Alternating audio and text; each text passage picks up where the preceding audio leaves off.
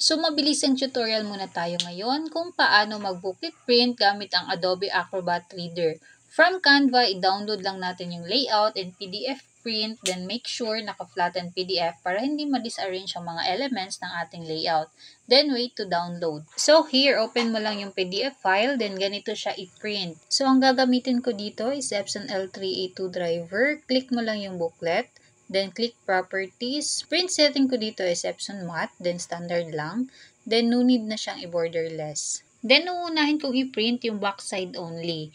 Since booklet print nga ito at program itong ginagawa ko, so double-sided photo paper, high glossy itong gagamitin ko para bongga yung print output. So after ko ma-print ang back, yung front side naman ang print ko. And here's the print output. Nakuha naman yung gusto kong kulay kahit naka-standard setting lang. So maganda pala ang quality nitong photo paper na ginamit ko. First time ko kasing gumamit ng brand na ito at very satisfied naman ako sa quality at result ng print output. At i-staple ko lang to gamit itong rotating stapler bago ko siya tutupiin. After that, ika-cut ko yung white borders. So, manual cut lang to using a cutter. In fairness, ang ganda ng photo paper ha. Ang tingkad ng kulay ng printout kahit naka-standard setting lang yan. At wala akong binago sa color settings.